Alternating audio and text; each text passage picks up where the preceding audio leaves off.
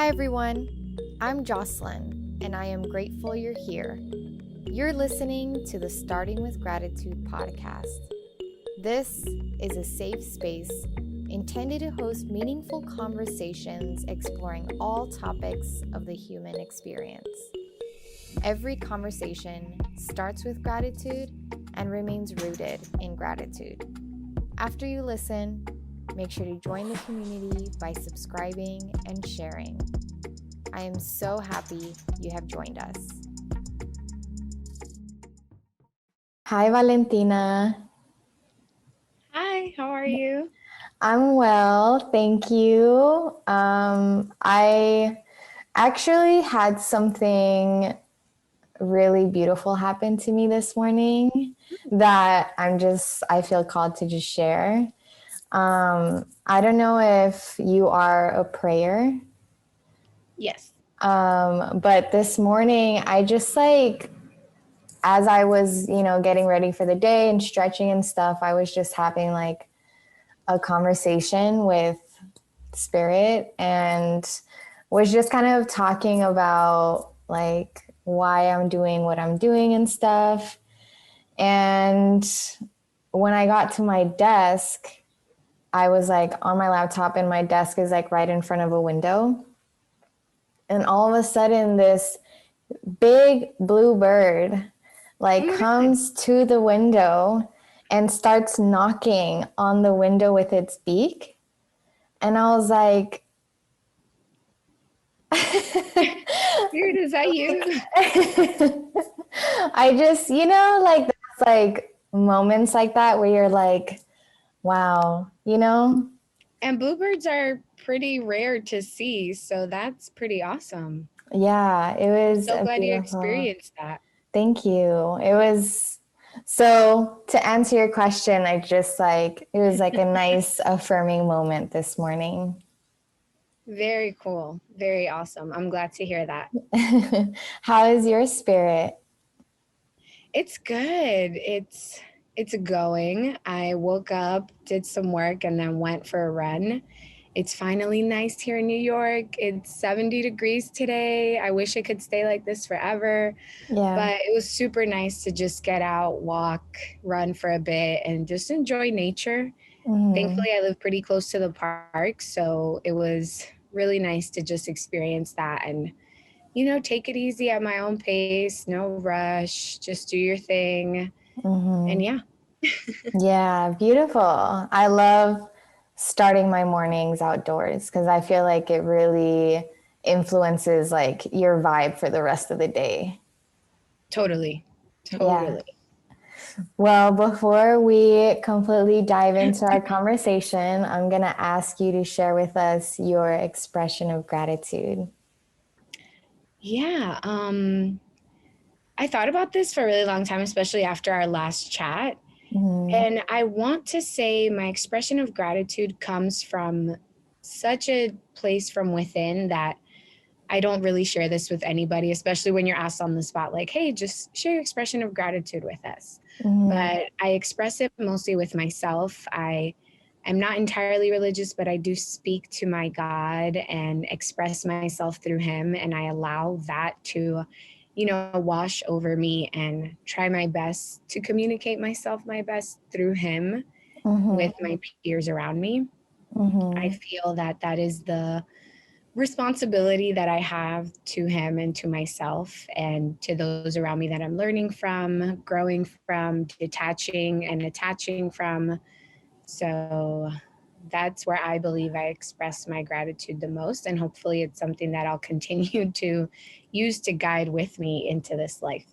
Yeah, that's beautiful. I love when people have their own intimate relationships with whatever God or higher power that they believe in.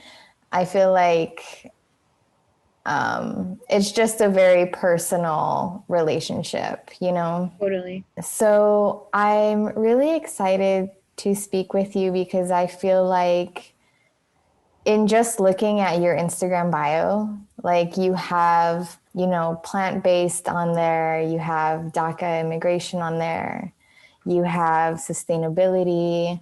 You're starting a jewelry line that you're just now announcing. And by the way, the rings are beautiful. Thank you. And so I just feel like you have some, I don't know, like what shows up there is like what you're very passionate about. So I want to touch on those things. And I think starting with being, or actually I'll have you tell us like what kind of came first in your life out of those things. That's such a good question. Like, what came first? Because so much is going on. I want to say DACA came first because when I immigrated to this country, we came here on a tourist visa, overstayed our stay just because my mom and my parents and the rest of my immediate family was just looking for a better upbringing for themselves, their kids, my siblings, and for the family at large. We were originally from Venezuela, and I came here when I was 3 years old. So talking about DACA is relatively new to me, just because for those of that aren't aware, and if you're not aware, I'm sure you probably heard about this. It started in 2012, I want to say, under the Obama administration.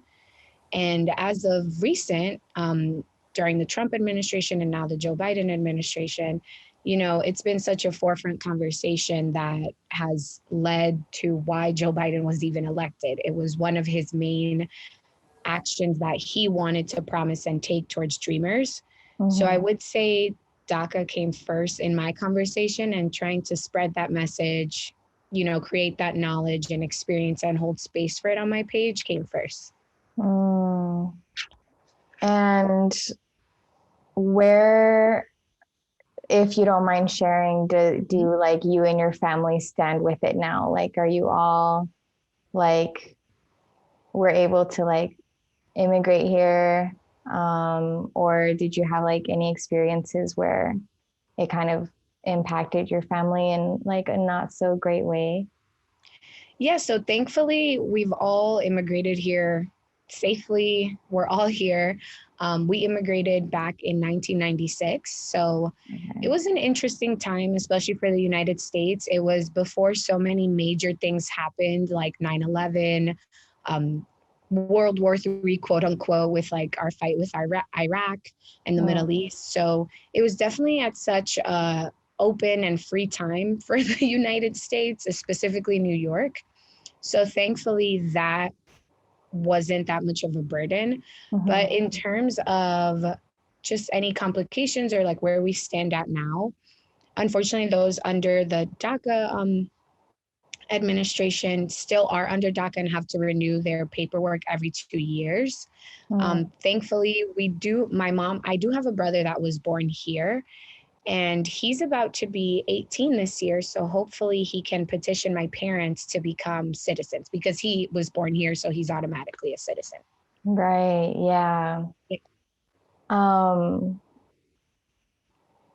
This like immigration and like becoming a US citizen and stuff like was really, really eye-opening for me. When was it? It wasn't that long ago. I'm not sure if you remember, or if you became aware of like what happened in Arizona when they did I think it's called SB 1070. I could be. Yeah, I do remember when they would stop people and ask them for their IDs, like basically show me all your documentation or you're getting deported. Yeah, yeah. So I at the time was still in Arizona. And I think I mentioned this to you, but I grew up on a border town, like right next to Mexico. Most of my family's still Mexico. And it's like me and my siblings are one of the only ones on my mom's side who were born in the US, and my parents immigrated here like way back when it was like easier. Yeah. Granted, they still had to, like my mom told me about like taking the test and having to study about all these like American history. Yeah. But it was really eye-opening for me when SB 1070 happened because at the time I had family who was trying to make like a better life for themselves. Like my Yeah. cousins were going to school in Arizona and were considering going to college here. My tia was working here. But when they released that and when they were given the right to like stop anybody, a lot of people got really scared. And my family ended up moving back to Mexico. Wow.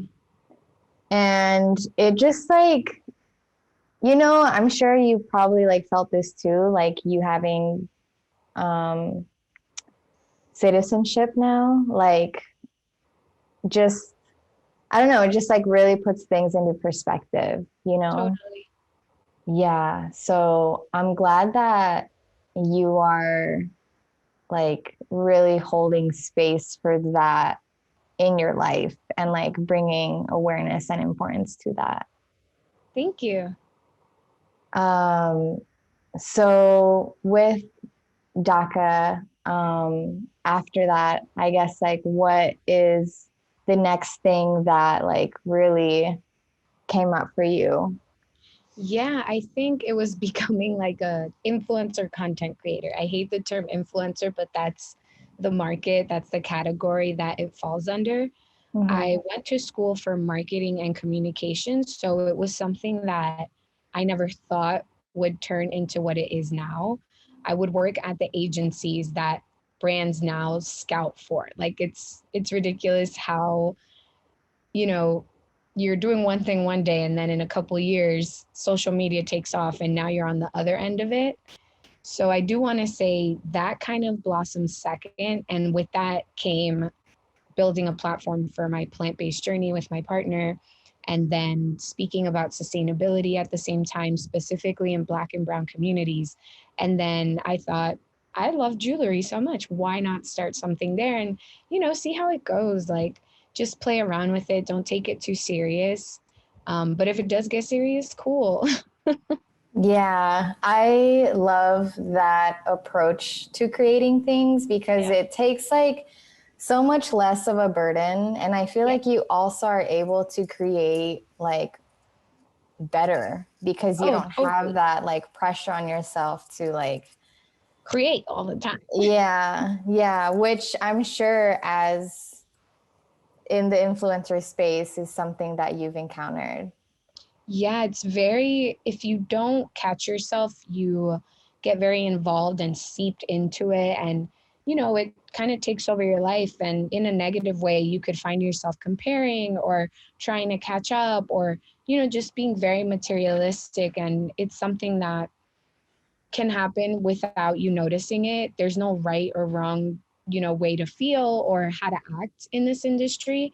I just think if you're more aware and honest with yourself about it, it's a much more better experience than trying to not be yourself. Yeah. Yeah, It's the yeah, best way I could put it without like hurting feelings. yeah. Yeah. Recently, I don't know if there was like a specific thing that led me to like really just being this way, but I've been enjoying social media a lot more now because I'm Oh, I genuinely find myself like literally just being me. And I know that that sounds kind of like we're all just being ourselves. But like when you're really just creating just to share about like yourself without like overthinking it or putting too much pressure on like, you know, thinking about likes and engagement or anything like yeah, that. You share so much more, again, like we said, with enjoyment or like, totally. yeah, just like less pressure. So, yeah, I found myself to be in that space and creating more, Yeah, which is kind it's of, like a weight off your shoulder lifts and you're like, wow, I could just be myself. I could like move around and it's what I like. And that'll eventually resonate with someone versus trying to force things that probably don't even come natural to you. and could also just turn off people that are like, is that really you? Like, it kind of seems fake. It kind of seems like you yourself don't trust it entirely. So it's a mixture of so many things. Yeah, I do feel like even though it's not in person, people can and even you with like other pages can genuinely feel when it's not genuine. Yeah. Yeah. And that's what's great about social media, that even though it's a digital, like on your phone type of thing, you as a human can still sense like, that doesn't seem real. Like, it's just like this weird ability that humans are like, oh, this seems so fake, or like this doesn't seem, thought out properly or advocated for properly. So why support something like that? Did you Yeah. go through a time as you were like starting to notice your page kind of growing where you sat back and were like, okay, what am I going to make this page about? Or like, what is it that I like really want to be sharing with the world?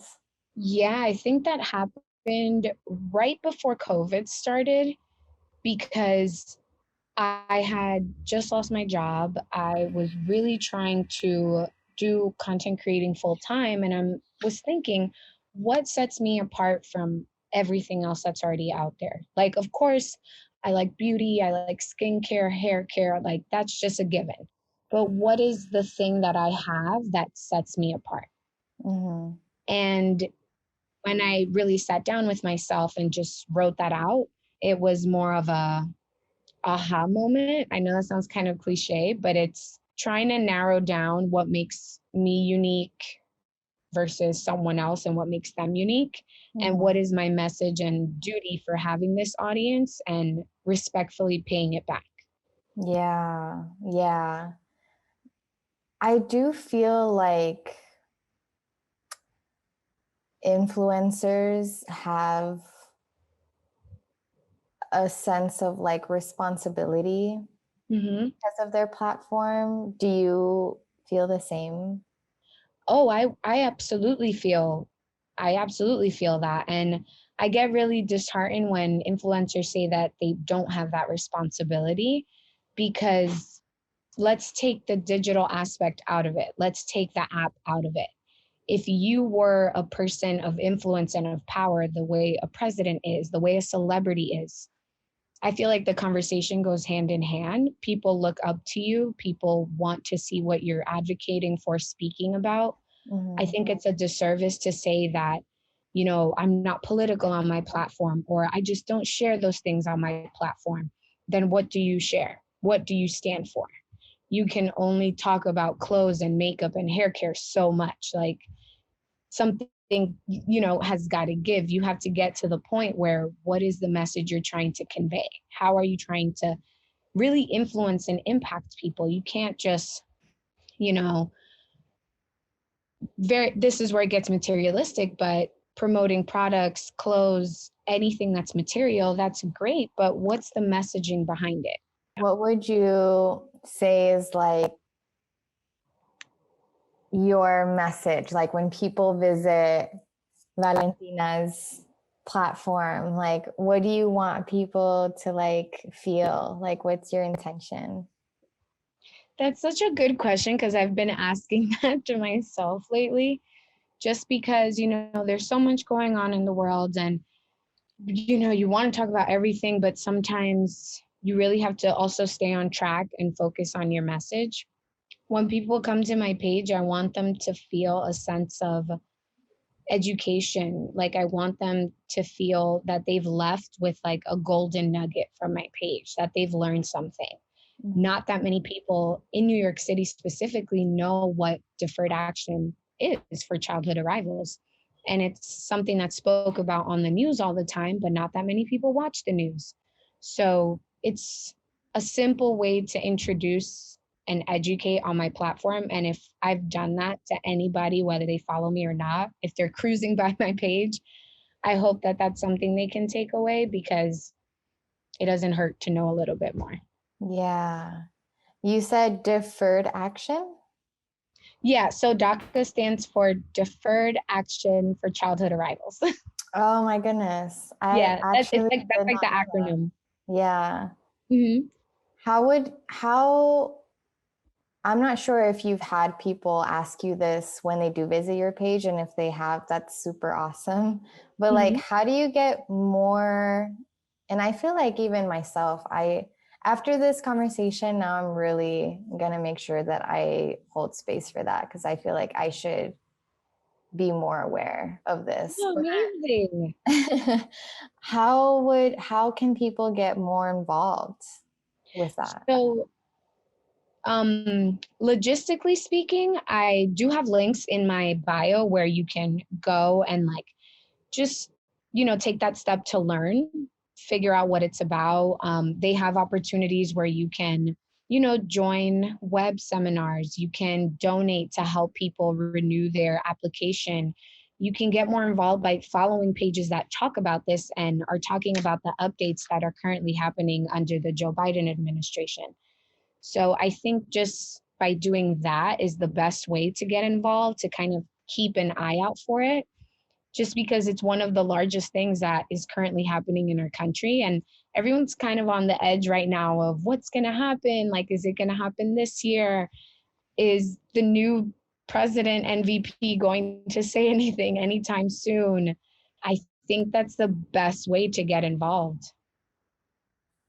Yeah, I think, or perhaps it isn't, but like literally just like becoming more aware of any given topic is Mhm. already makes like a difference. Oh, totally. And I think that's something, especially with what's going on in Palestine right now. I'm not Palestinian, you're not Palestinian, but if we're talking about it, we're getting involved. We're raising awareness. We're using our platforms, whether big, small, medium, to talk about it. Just Mhm. because it's happening on the other side of the world doesn't mean that we shouldn't talk about it. There's so many things that are happening in other neighborhoods that we don't talk about. And it's like, why not? We're human. We're supposed to be talking about these things. Yeah. And something that came to mind as you talked about, like, no matter the size of the impact, I feel like people may think that you need like a large amount of following to make a Yeah. difference or to influence someone. In the grand scheme of things, like we're all influencers, and Hmm. I feel We're like human. exactly. And I feel like even those with like small pages or not as many followers, like I don't know, I feel like we all still have that voice, regardless of the size. And I hope that people become more aware of, like, in a way, reclaiming their power and their voice and not Yeah. allowing numbers to like make them feel like they don't make as much of a difference.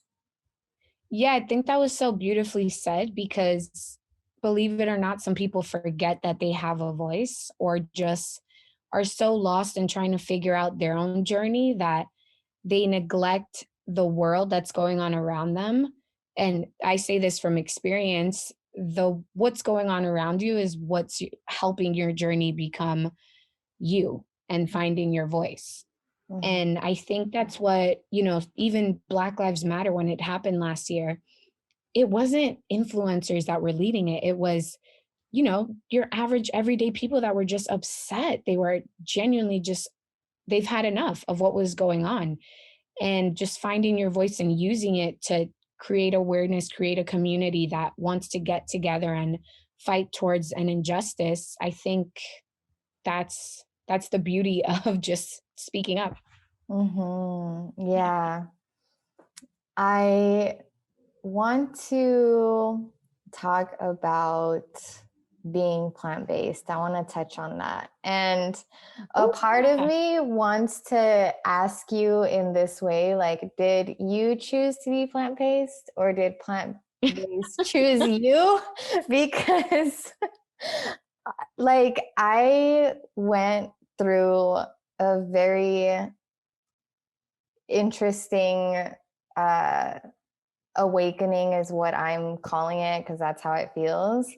And I feel like a part of that was like my body naturally, like seemingly overnight, like just does not want meats or a lot of the things that I used to eat. So I'm like, I find myself almost forced into this new space and trying to find new foods and like how I can nourish myself.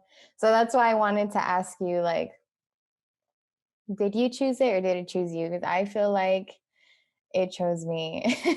That's such that's such a good question. I've never had anybody that wants to know about being plant-based ask me that. I want to say it's like 75% chose me, and then the 25% was I chose it back. Mm, Just a little bit of more background of myself.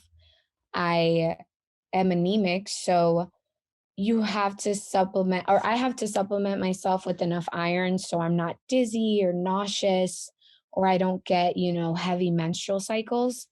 And it's very common to be anemic across the board for women. mhm, And a lot of doctors, they try to prescribe you iron pills. And it's so simple to just understand that any type of mineral, any type of, vitamin comes from our foods. So I was pescatarian for some time in college.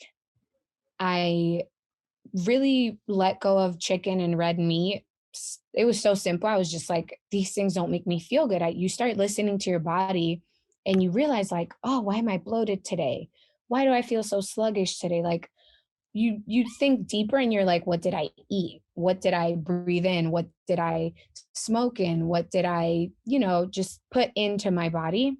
And you start mhm, realizing these things don't make me feel good. mhm, It wasn't until I met my partner where he was like, yeah, I've been vegan or plant-based since I was like, very young. And I'm like, how? Because I can't even seem to do it for a week. mhm, And you just start training your body and you start training your habits to start reaching for things that make you feel better. mhm. And I think that's where it started for me. So I feel like being plant-based chose me because of that.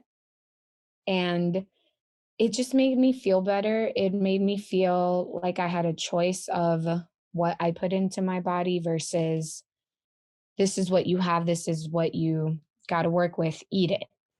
Food deserts exist.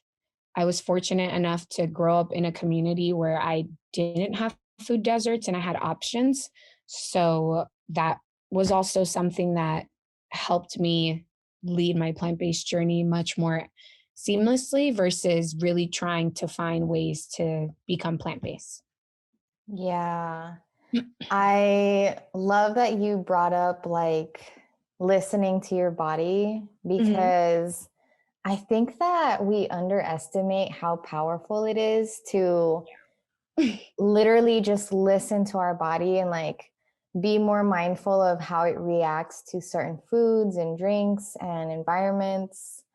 Um, for me, like, I think the thing that like really woke me up to really become more in tune with my body was when I got kidney stones. Oh, wow. I got them twice. So like dealing with that with the doctors and like going that route was one journey, and then really digging in deeper on Yeah. myself and listening to my body and stuff was like another journey.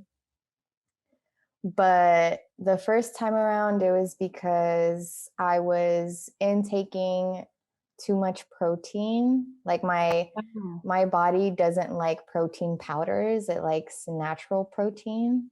Yeah. So like even just that awareness alone, like those little things I started noticing, like, okay, this is what my body likes, what it doesn't like. And it's like the randomest things too. Like my body doesn't like onion powder or garlic powder. It only likes like the Wow. fresh, like just actual garlic and actual onion. It doesn't like the powders. I don't know why, but like all those things make a difference. And I think that it also makes you more intuitive. Like it Yep. strengthens your ability to trust your intuition, to understand what your intuition is saying. Do you feel like you've had that experience too? Yeah, totally. Because, you're with yourself for so many hours of the day. Like, you, even if you have a boyfriend or a partner or live with siblings or family, you have to understand that you go to sleep, you're yourself. You wake up and it's you and your thoughts. You take a shower and it's you. You run an errand and it's you. So the more you just realize, oh, wow, like I'm actually in my head most of this time, or I'm actually talking to myself most of the time, it becomes just a second habit to like, okay, what type of conversations can I have with myself, even as I'm eating or as I'm taking a walk? Like, do I like this walk? Do my feet hurt? Should I stop? Do I like this food? Like the conversations just start happening more positively, I want to say, because some people can also get down on themselves when they're talking to themselves. But just being intuitive goes hand in hand with having these conversations with yourself and really listening to, how does my body feel? How does my arm feel? How does my stomach feel? And so on and so forth. Yeah, I think I just feel called to like share this. But as you Mhm. mentioned, how like some people, when they do become more present with themselves, it sometimes isn't as much of a pleasant experience. I feel like Yeah. what makes a huge difference in that is becoming an observer rather than like really absorbing everything that's going on in your mind. So like when you're asking, like you mentioned, like asking yourself, like, do I like this walk? Or like, what conversations can I have with myself? I feel like you're already stepping in as someone who's like becoming more observant, Hmm. you know, rather than like being present with yourself in the way of like taking a walk, really not enjoying it, and just thinking about how much you're not enjoying it, rather than Right. like, yeah, rather than, just like asking yourself, okay, girl, like, do you like this walk or not? Like, if you don't want to do it, Right. we can. I feel Go like do that. something else. Go. Yeah, or like with food, like, oh, I'm like bloated all the time, you're becoming present and you're just like feeling sluggish, or you become like the observer and you're like, okay, what did I eat today? What am I like regularly like having in the mornings or whatever? Like Yeah. this is when I'm noticing that I'm like bloated. It is work, I think, in a way. Like you have to like invest time and energy into these observations, Yeah. but it's life changing. At least that's how I feel for myself. Yeah, I agree. I think because it's so life changing, you're just on a path to growth and, shedding your old skin and trying to feel comfortable in this new skin because we're constantly evolving, constantly trying to feel. I know people don't like feeling uncomfortable, but you have to feel uncomfortable to embrace that other side or that fear that we have. You just need to get past it. And even speaking about it, it helps because it's like a therapeutic thing to talk about. You want to be the best version of yourself. You don't want to like stay stuck in your old and what's the word? Old ways. I was thinking of another O word, but never mind. Yeah. If you don't mind sharing, what's something that you've recently outgrown, or something that brought you discomfort as you were going through like the growing pains?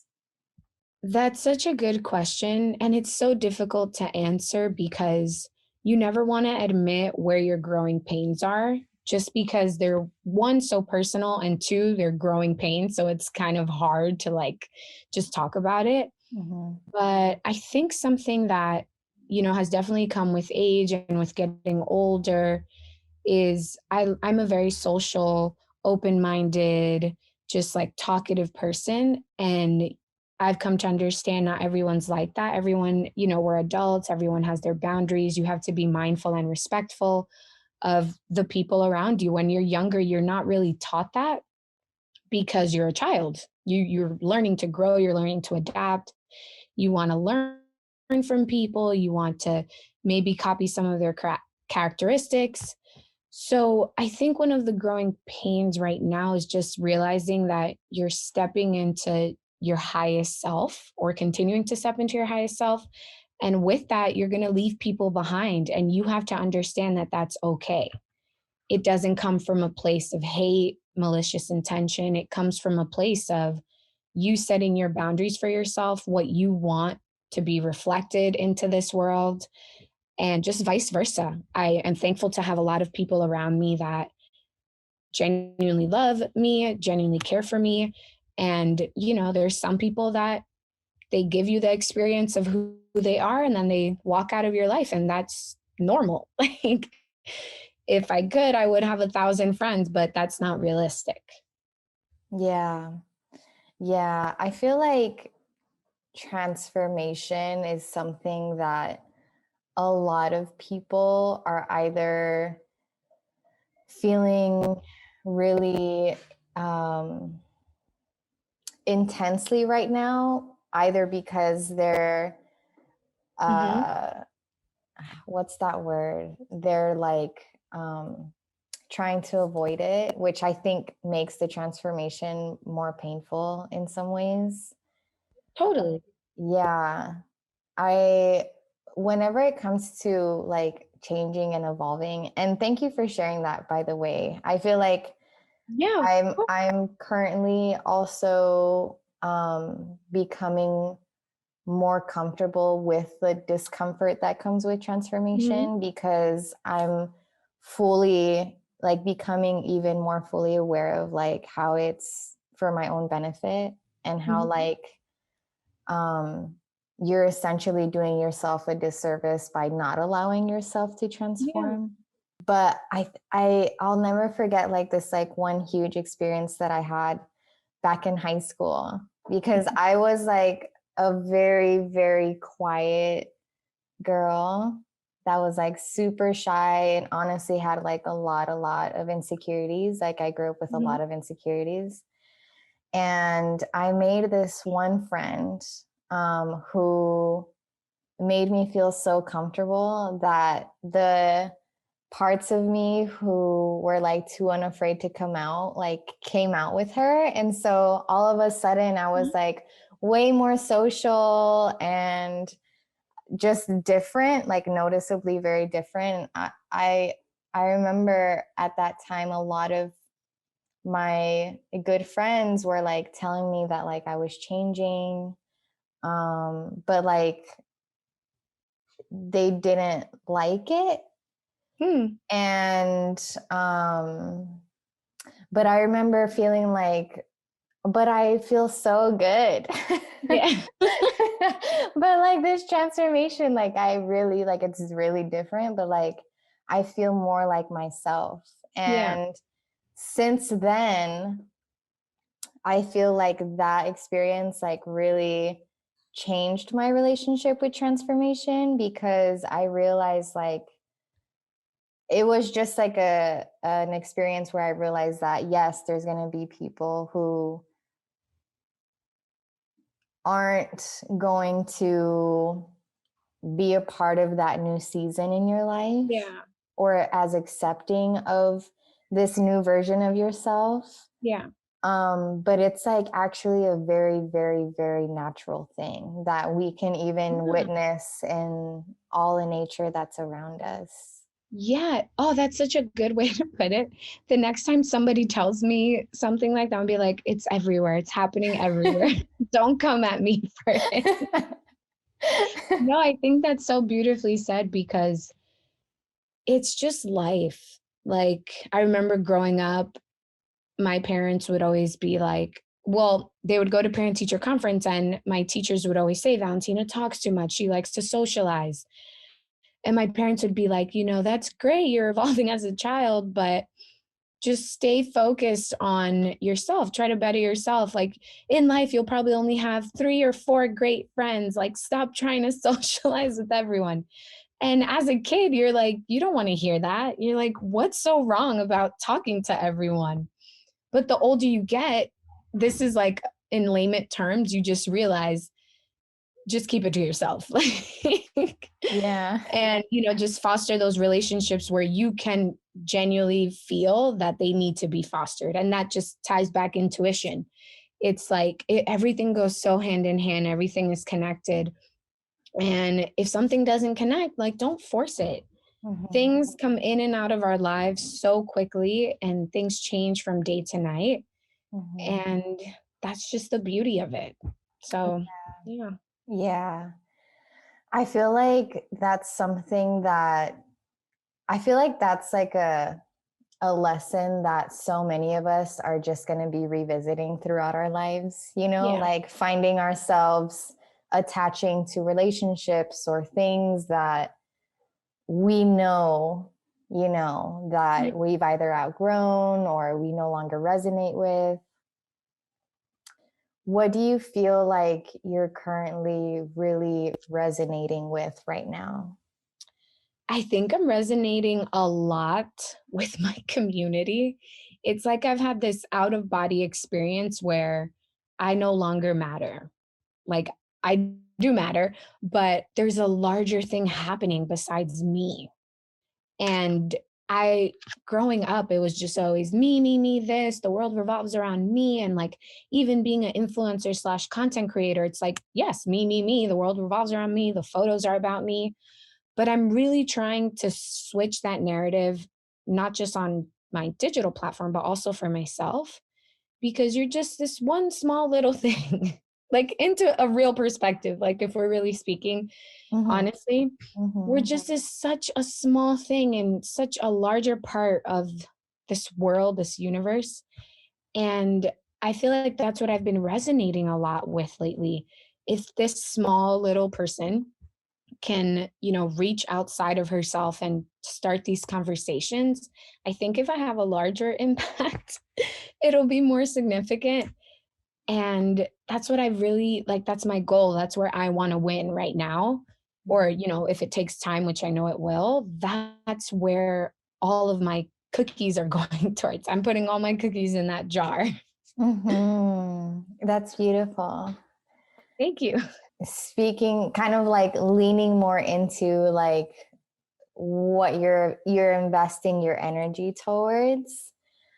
Let's talk about this jewelry line Oh, that you yeah. are creating. What inspired it? Was it just like you genuinely having a love and admiration for jewelry?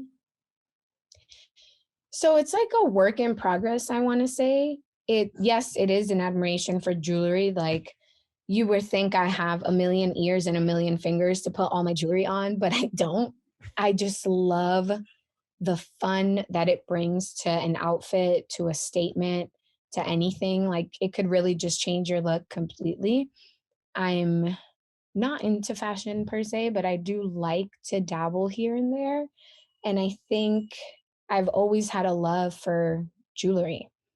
Um, as a girl, as a woman, as anybody that loves jewelry, a man, a woman, anybody.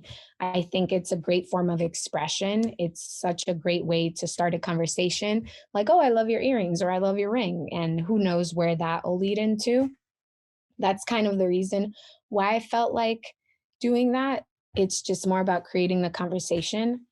I also, this is something that I haven't shared, but I've just been thinking about donating some of those proceeds to children that are applying for DACA, because it's a very expensive application and not that many people can afford it. And if you don't renew that paperwork, you're in the same situation.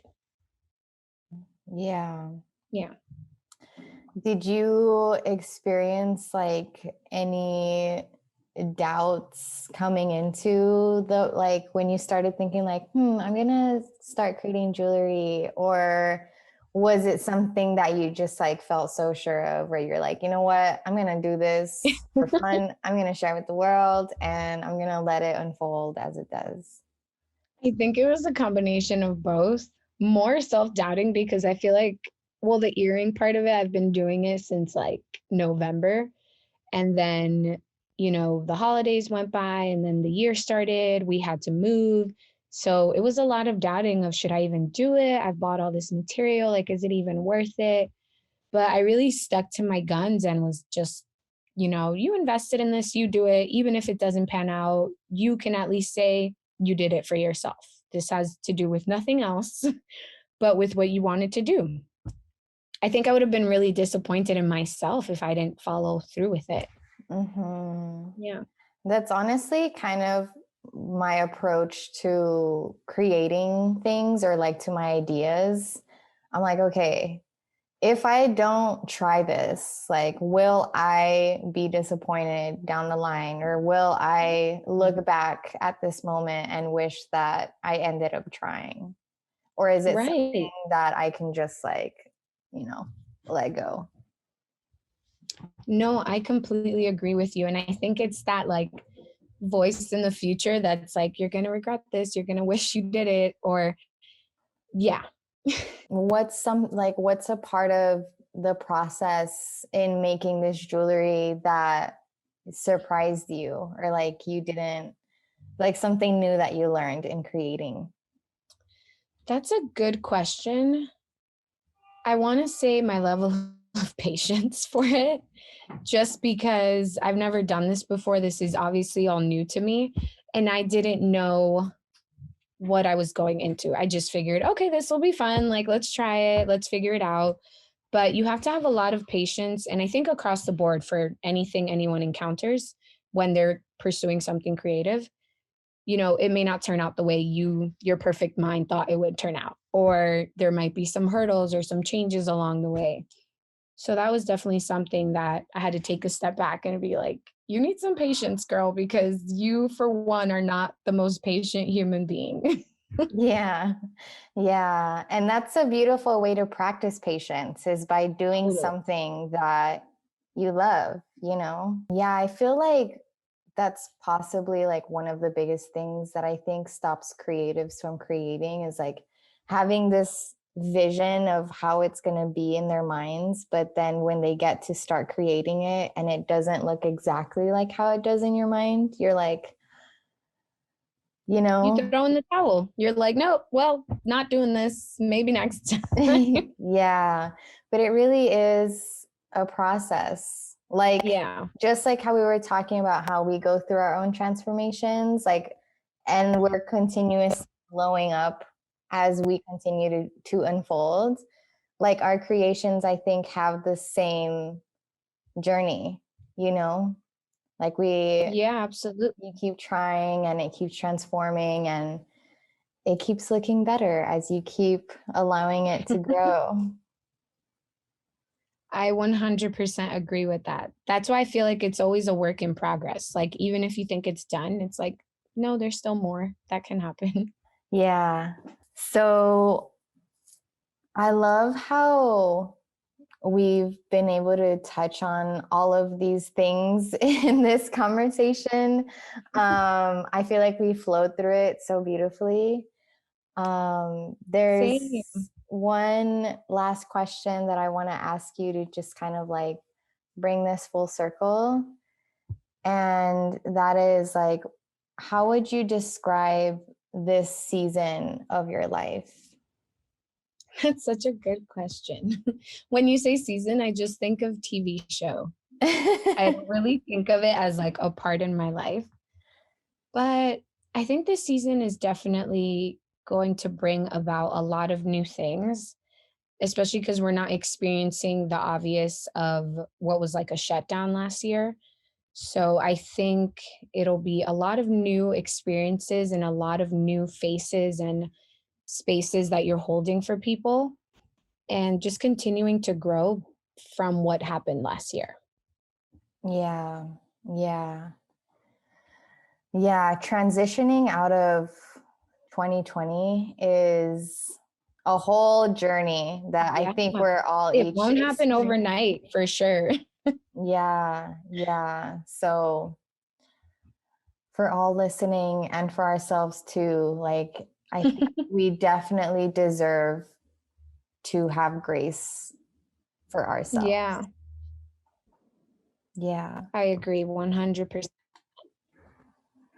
Well, thank you so much for this Thank conversation you. This was amazing. and for sharing your gratitude and your overcomings and everything that you're working on and that you stand for.